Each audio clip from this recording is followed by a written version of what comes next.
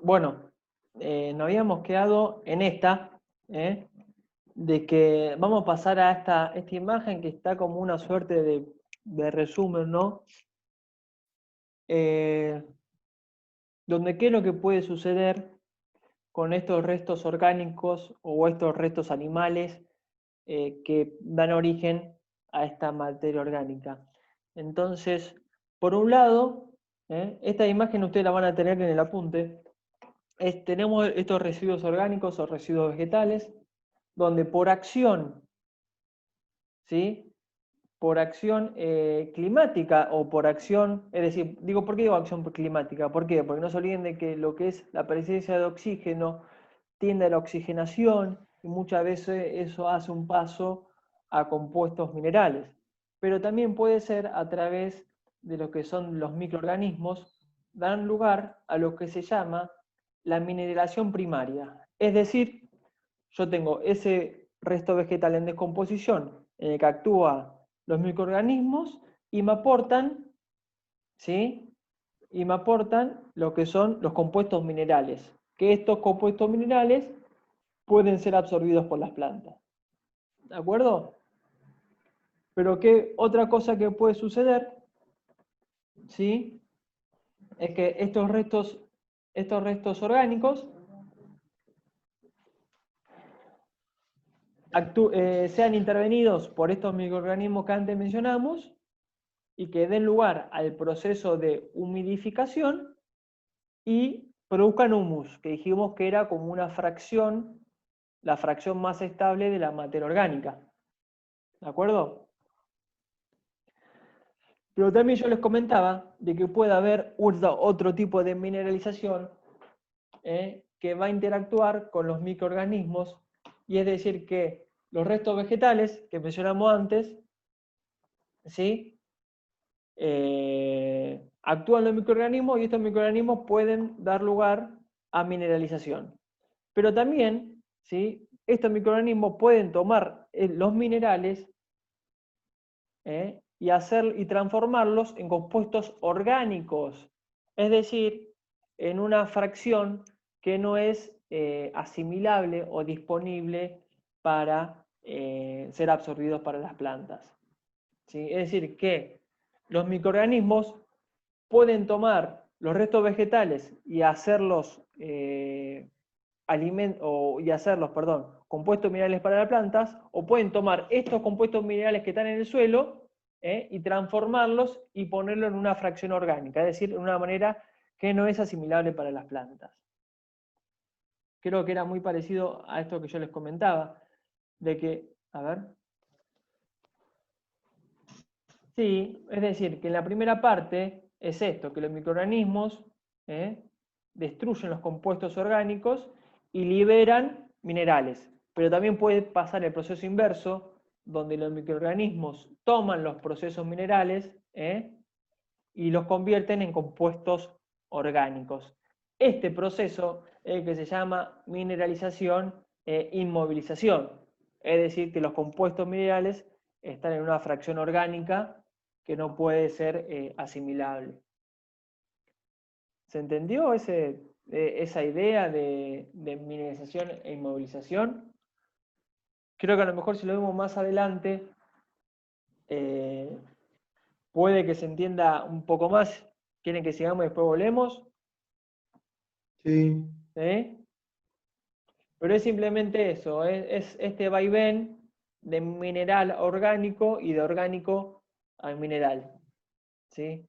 Y después está lo que se llama mineralización secundaria, que se produce principalmente desde el humus, es muy parecido a este, pero se parte desde el humus, es decir, de la fracción de materia orgánica más estable, que se produce en minerales y minerales a humus.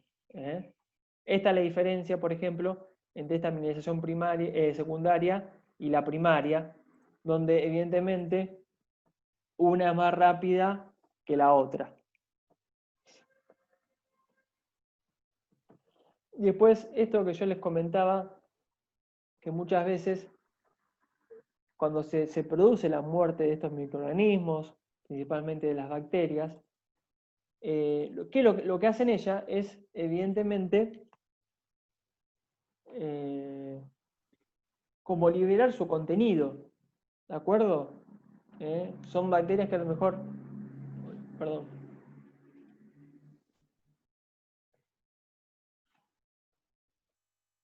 que lo que hacen cuando se produce la muerte celular, esta lisis celular, lo que hace es prácticamente que sufren reacciones de degradación, de síntesis, y prácticamente lo que hacen es liberar su contenido y enriquecerlo, ¿sí? Entonces, esa también es la importancia. Después vamos a ver que cuando se produce la muerte celulares, muchas veces, como que hay un pico de mineralización, que es cuando se produce esa lisis celular. Miren acá, cuando hablamos de la importancia de los microorganismos, descomponen por un lado los residuos vegetales y animales, y por otro lado liberan todos esos metabolitos microbianos que tenían en su interior y ayudan a la formación de moléculas húmicas. Es decir, en su muerte celular empiezan a liberar proteínas, empiezan a liberar aminoazúcares o aminosacáridos, aminoácidos, y eso después ayuda a la fracción húmica del suelo.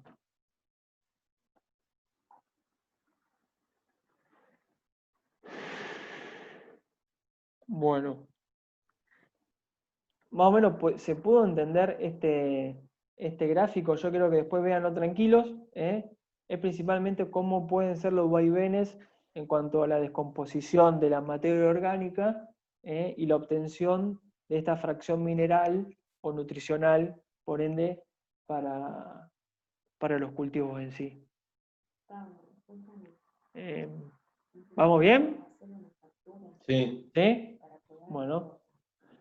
Y después les comentaba, como también antes hicimos mención de que, no sé si se recuerdan, que no es lo mismo la descomposición de un rastrojo de maíz que un rastrojo de soja, que es lo que se acuerdan que algo mencionamos en un principio. Bueno, eso es cierto, pero acá es, bueno, ¿por qué decimos que es diferente?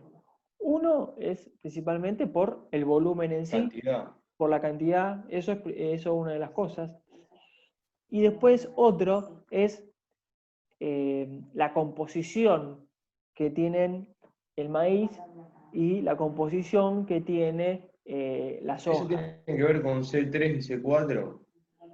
No, esto tiene que ver principalmente con el hecho de algo que se llama relación carbono-nitrógeno, Sí. que hace referencia a, por ejemplo, en su composición, cuántos átomos o iones de carbono hay por uno de nitrógeno, ¿sí? Entonces vamos a ver que aquellas plantas o compuestos que tengan mucho carbono-nitrógeno, es decir, mucho carbono y poco nitrógeno, van a tardar en descomponerse más, ¿sí?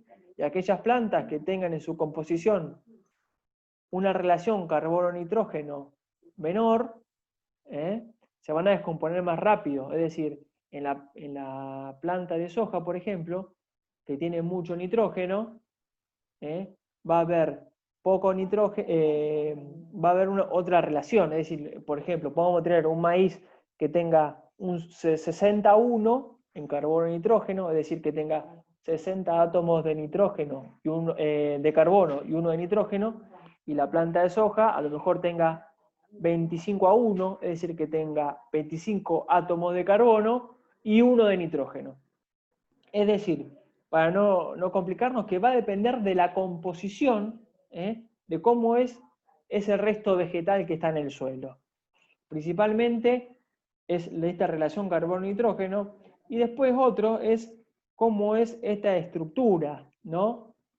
Que van a afectar la descomposición. Si ustedes se imaginan lo que es una planta en general, está compuesta principalmente de lo que es carbono, ¿sí? El carbono después se junta, empieza a formar almidón, después el almidón se empieza a juntar en sí y forma celulosa, después se forma hemicelulosa, y después hay otro... es decir, que se va complejizando aún más las estructuras vegetales.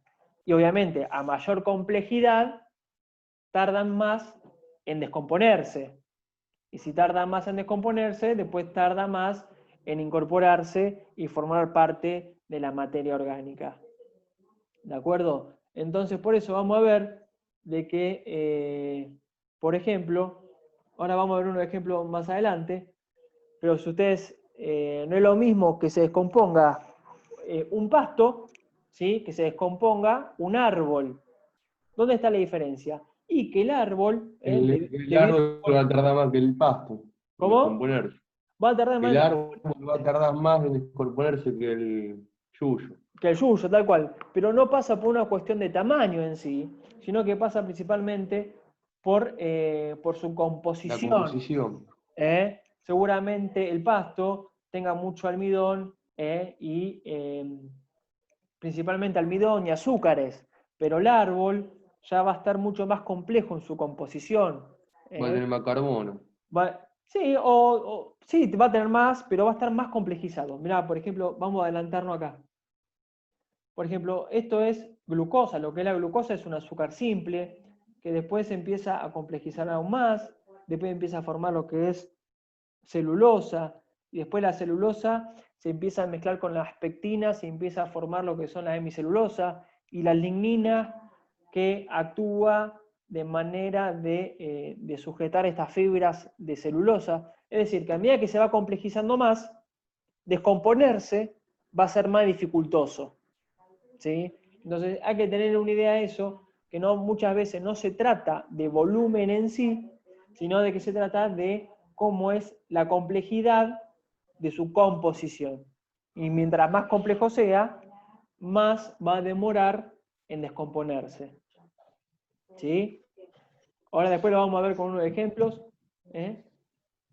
Entonces, por un lado, dijimos esta relación carbono-nitrógeno, es decir, cuántos átomos de carbono por átomo de nitrógeno, ¿sí? Que es un índice muy importante en la descomposición de residuos orgánicos, y que esta relación va a variar en función de las especies vegetales y la edad de la planta.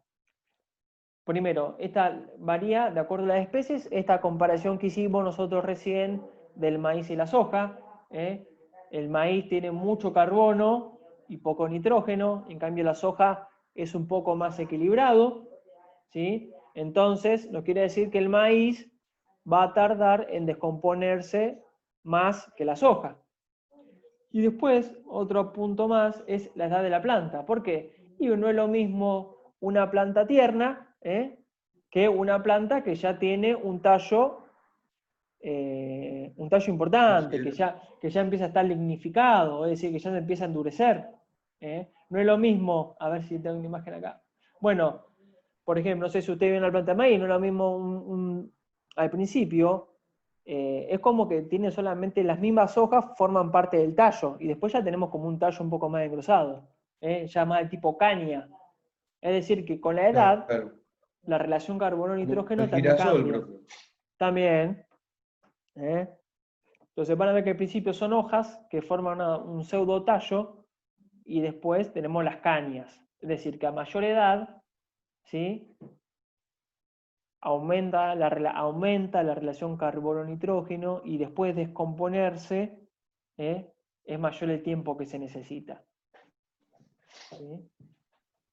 Bien, acá dice, valores de carbono y nitrógeno bajos, nos indica que tenemos alto contenido de nitrógeno y que la descomposición va a ser rápida.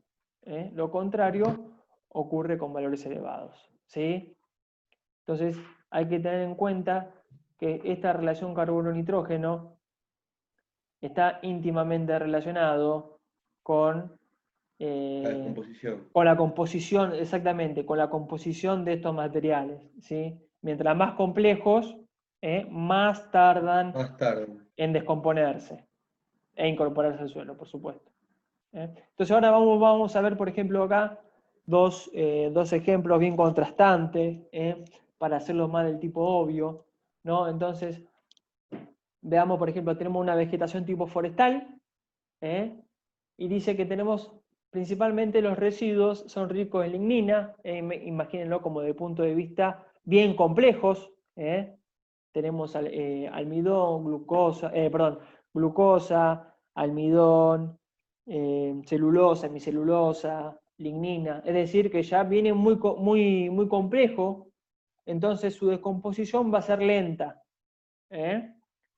Por otro lado, si tenemos lo que son las estepas y las praderas, ¿sí? Tenemos más esos yuyales, entonces va a predominar los residuos del tipo más de celulosa, ya no tan lignificados, ni con tanta pectina, ni hemicelulosa.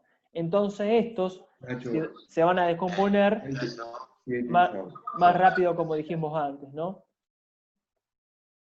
Entonces lo que tenemos acá, ¿no? Es que, por ejemplo, tenemos suelo de praderas, ¿sí?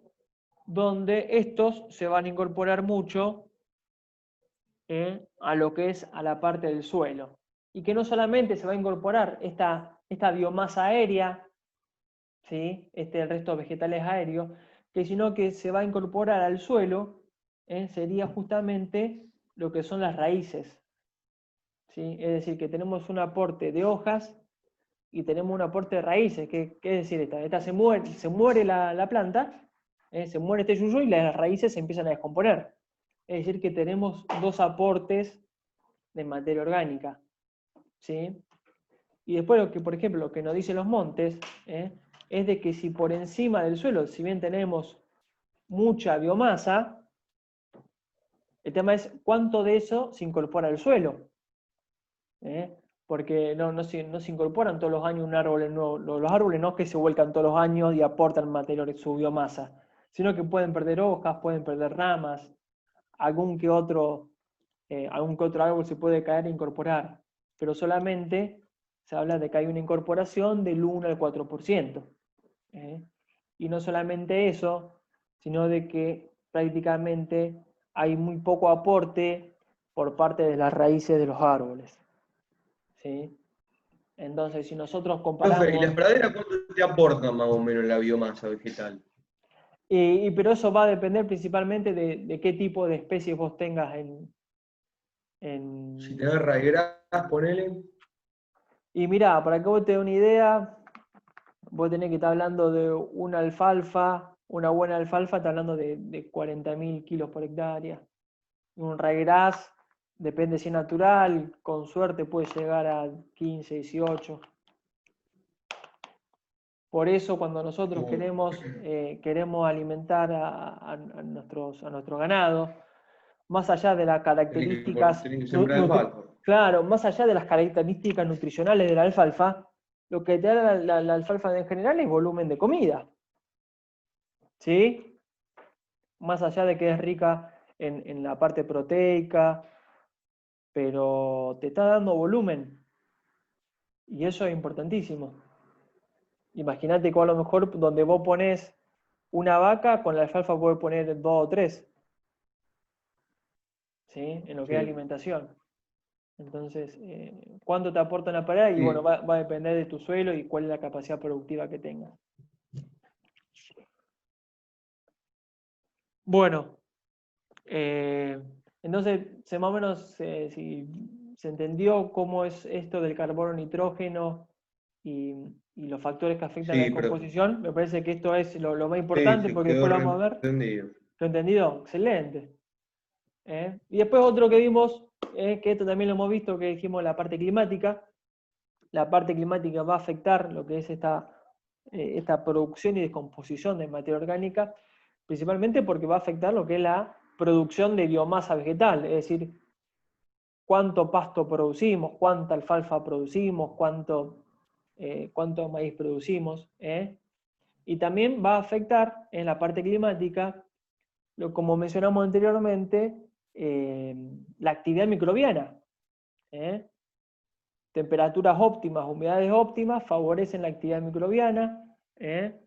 Eso activa y lleva a sus límites lo que es la descomposición de los restos vegetales y hace una importante acumulación de materia orgánica. Entonces, siempre recordar eso. Las lluvias también son importantes contra la producción de materia orgánica, a la producción vegetal.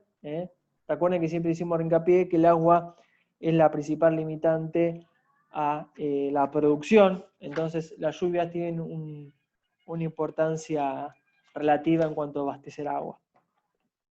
¿Sí? Entonces, cuando hablamos de clima, hacemos referencia a la actividad microbiana, principalmente, y lo que es a la producción vegetal. Y después, ¿cómo mencionamos esto de que las propiedades intrínsecas del suelo, ya de por sí, tienden a favorecer o no la descomposición de la materia orgánica? Podemos mencionar algunas como es el pH, la aireación, el régimen hídrico, la granulometría. Recuerden que granulometría hacíamos referencia de que si era más arenoso, menos arenoso, más arcilloso, si tenía el limo, eran esas proporciones que manejábamos. Y decimos, bueno, ¿cómo pueden afectar estas características el comportamiento de los suelos? La descomposición de la materia orgánica. Y bueno, por ejemplo, como hemos visto clase pasada, un pH, determinado pH puede favorecer la proliferación de bacterias, mientras que otros las inhiben y favorecen a los hongos. Entonces, vos vas a ver que como el pH del suelo va a tender o no a dar lugar a las eficiencias de mineralización y humidificación. Es decir, ¿qué pH sería medio para que te den los dos, humidificación y mineralización? ¿Cómo? ¿Qué Y número no sé, de pH ponerle para que que sean los dos? sea, y siempre acordate que el ideal sería desde un neutro, que sería 7, a tendiendo un poco Ácido. ácido, claro. Pero mira lo que dice acá, que los ácidos limita la acción bacteriana y favorece a los hongos. Entonces, si vos tenés un suelo muy ácido, ¿sí? Disminuye la mineralización y empieza a acumularse materia orgánica sin descomponer. Es decir, como que empieza a haber una disputa de qué reino, como bien dijiste antes vos, empieza a prevalecer por encima del otro, ¿el que es el bacteriano o el de los hongos? Entonces, eso te va a afectar la dinámica de descomposición de materia orgánica. Como también puede ser de que cuando hablamos de la aireación, otra cosa es que no te olvides de que son muchos aeróbicos estos organismos descomponedores, es decir, que necesitan de la presencia de oxígeno para poder actuar. Entonces, donde a vos te falte aire, ¿sí? Vos vas a ver que va a haber una descomposición bastante restringida. O ya sea, este aire te puede faltar o por un suelo compactado, ¿sí? O por un suelo que esté inundado, donde todos sus poros están ocupados por agua. ¿Sí? Entonces, donde vos en un suelo de condiciones óptimas, estos microorganismos degradadores empiezan a actuar, se libera el dióxido de carbono, se libera agua, se libera humo, se pueden liberar minerales, ¿sí? Pero en el momento que vos te empieza a faltar aire, ¿sí? Hay una, aire y oxígeno, por consiguiente, como que empieza a haber una descomposición un tanto incompleta, ¿sí? Y eso afecta a la respiración, se afecta a la respiración de los microorganismos y ya no se libera dióxido de carbono, sino que se empiezan a liberar gas metano. Entonces, bueno, vos ves que en este suelo que empieza a haber ciertas fallas en cuanto al desarrollo óptimo, que es decir, microorganismos que estén actuando, descompongan la materia orgánica y me liberen dióxido de carbono, agua y humus. Todo lo contrario. Profe, anaeróbica hace referencia que necesita más aire para Aeróbicas descomponer. que actúan con oxígeno. Claro. Que actúan con oxígeno.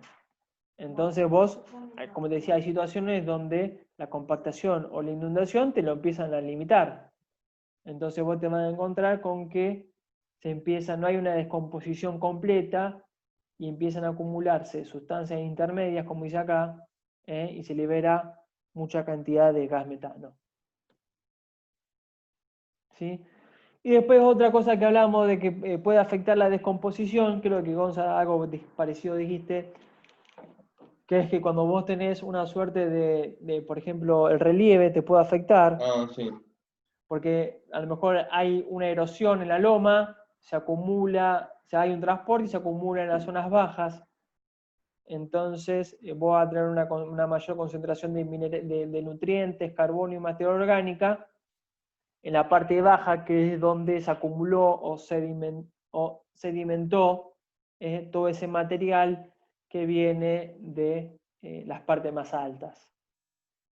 ¿Sí?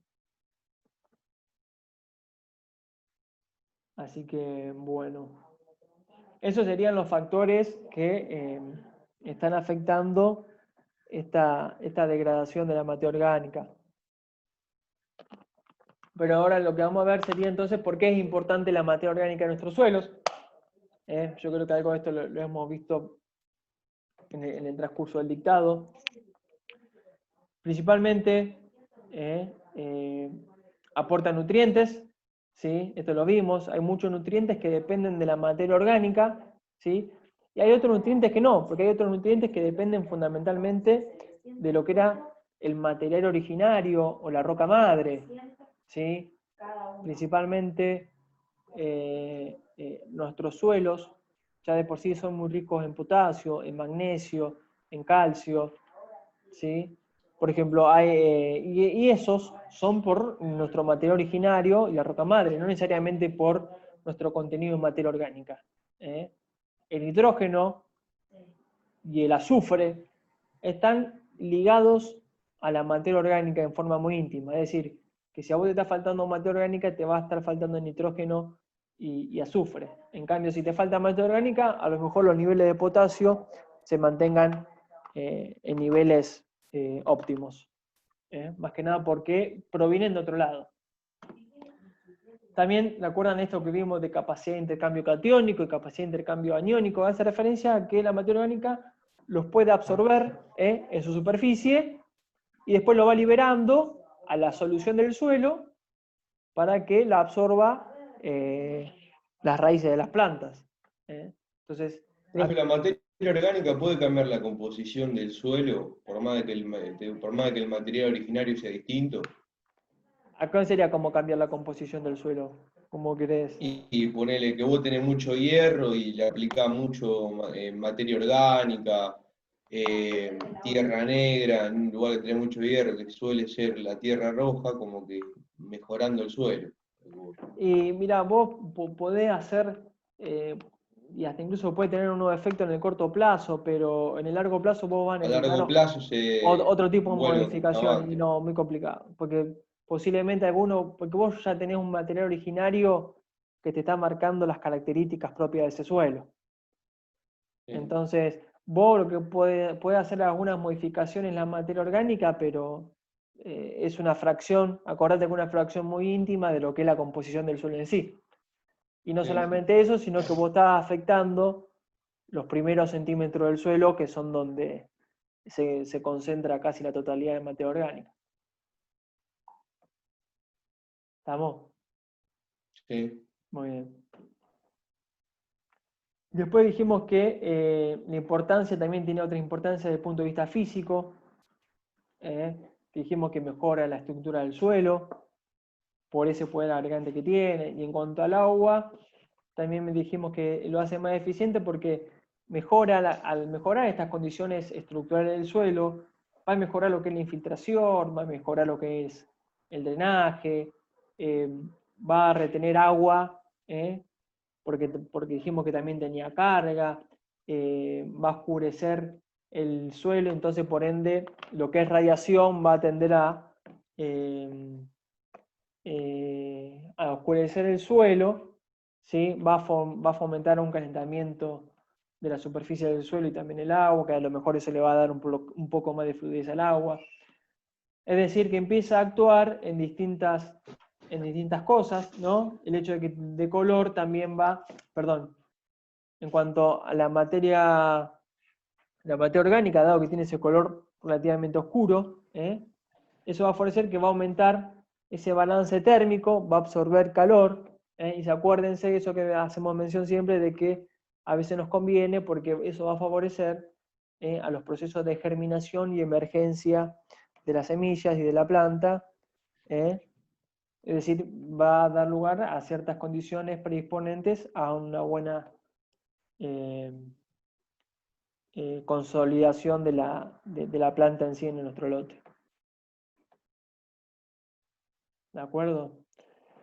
Y ahora lo que vamos a ver bien es tocar un poquito más a fondo, aunque es muy relacionado con lo que vimos antes, lo que es carbono-nitrógeno, esta relación, ¿sí? Y vamos a ver cómo es la dinámica de la materia orgánica en el suelo y la importancia de este carbono-nitrógeno que hablábamos antes. Entonces,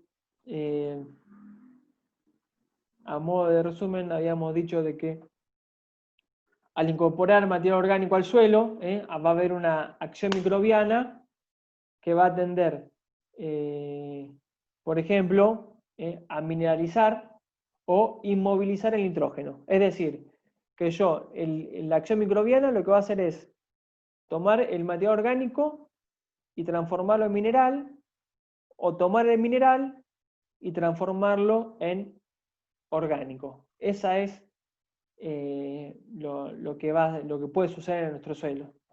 Mire, yo acá se lo puse en rojo. El primer término indica la transformación del nitrógeno orgánico a la forma mineral. ¿Sí? Es decir, la forma mineral, acuérdense que es la forma en que lo toma la planta. Y el segundo es la transformación del nitrógeno mineral a la forma orgánica. ¿Sí? Y que el factor que determina estos dos procesos es esta relación carbono-nitrógeno que mencionamos antes, que va a depender, acuérdense, de qué tipo de especie de planta estamos hablando, de su composición, principalmente, y de la edad. No es lo mismo un pasto tierno que un pasto viejo, leñoso, que tiene otro tipo de composición. Este a modo de ejemplo, ¿no? Le puse algunos valores para que tengamos alguna idea de qué valor estamos manejando. Miren, por ejemplo, el maíz, que yo les decía, una relación carbono-nitrógeno 57:1, un átomo de carbono por uno de nitrógeno. Miren acá, la vicia, para que ustedes tengan una idea, Es como la lenteja, es como la lenteja, es como la arveja, solamente que negra. es de la familia de las, no sé si la familia, también es como las hojas, más que nada porque producen, ¿por qué? Porque tienen alto contenido de Como la nitrógeno legumbre. y producen chauchas, son legumbres, tal cual. Miren, tiene 11:1. Ustedes, principalmente para que vean cómo, dependiendo de qué se trate, va cambiando esta relación carbono-nitrógeno. ¿Sí? A ver qué valores tengo acá. Estos es lo que le puse al costado, son valores que tiraba el apunte, y yo, bueno, les puse esta imagen porque me parece que era más ilustrativa, principalmente porque miren esto que hacíamos mención antes, cómo es la tasa de descomposición. ¿Sí? A mayor carbono-nitrógeno, yo tengo una descomposición La más tortuga. lenta. Claro, la tortuga. Y después, a menor relación carbono-nitrógeno, yo tengo una La liebre. descomposición más rápida. Ahí estamos. Muy bien. ¿Sí? ¿Se entendió Sí, esto? profe. Porque bueno, ahora lo que vamos a ver, y no se asusten, es ver bien cómo se maneja la descomposición, ¿sí? de estos materiales vegetales que se pueden llevar a cabo, y qué es lo que sucede si hay un proceso de mineralización o si hay un proceso de inmovilización, cuál predomina más, y eso es lo que vamos a ver ahora. Entonces, lo que vamos a ir llevándolo a poco para que se entienda. Ustedes, si yo no me explico bien, ustedes me dicen y volvemos para atrás. ¿De acuerdo? Entonces acá lo que se presenta son dos gráficos en conjunto, ¿sí?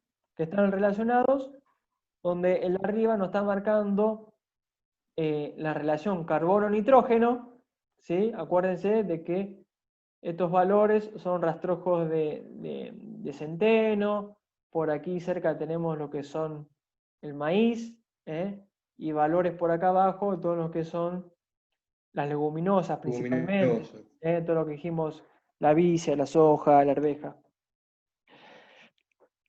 Y por otro lado, tenemos en el gráfico de abajo, nos está marcando los niveles de nitratos, ¿sí? Es decir, no, más que de nitrato me parece que es niveles de nitrógeno en general, ¿sí? Y los niveles de dióxido de carbono que hay en el suelo, ¿sí? Niveles de dióxido de carbono que hay en el suelo. Todo esto es en relación a la función tiempo. Esto lo que nos quiere decir es que en un suelo totalmente, partamos de una situación modelo tipo, donde tenemos nuestro lote sin ningún tipo de alteración, tenemos un nivel de dióxido de carbono normal, ¿sí? Porque tenemos están los microorganismos en manera estable, están actuando en forma normal, y por otro lado tenemos nuestros niveles de nitrógeno, ¿sí? ¿Qué es lo que sucede? Cuando se produce una incorporación de residuo orgánico, miren acá abajo, ¿sí? Como puede ser un rastrojo de centeno que tiene una relación carbono-nitrógeno de 70, ¿sí? Lo que sucede es que esta incorporación de residuo orgánico vegetal va a tender a estimular la actividad microbiana para poder descomponerlo. Durante este proceso de descomposición, estos microorganismos lo que hacen es empezar a tomar el nitrógeno que está en el suelo para nutrirse ellos, ¿sí? Ellos empiezan a tomar ese nitrógeno para nutrirse. Entonces, lo que va a producirse es que van a empezar a caer los niveles de nitrógeno que están en el suelo, ¿sí? ¿Y qué es lo que va a suceder? Va a aumentar los niveles de dióxido de carbono que están en el suelo. ¿Por qué? Porque es propio de la respiración de los organismos. Empiezan a respirar, empiezan a metabolizar todo lo que están consumiendo, ¿sí? Es decir, que partimos de una situación de carbono y nitrógeno 70, porque hay una incorporación de residuos y esto estimula la actividad microbiana, que consumen el nitrógeno que está en el suelo, por eso empieza a disminuir, y por ende empieza a aumentar los niveles de dióxido de carbono en el suelo. ¿Por qué? Porque están respirando y están trabajando metabólicamente, ¿sí? Entonces empieza a elevarse los valores de dióxido de carbono, ¿sí? O se invierte, sería. Claro, hay una inversión. A mayor actividad microbiana, consumen nitrógeno y liberan dióxido de carbono. ¿De acuerdo? Después, ¿qué es lo que sucede? Se nos está por cortar el audio, ¿eh? ¿Quieren que cortemos ahora, hacemos esta pausa? ¿Vamos, nos volvemos a conectar? Vale, perfecto. Dale.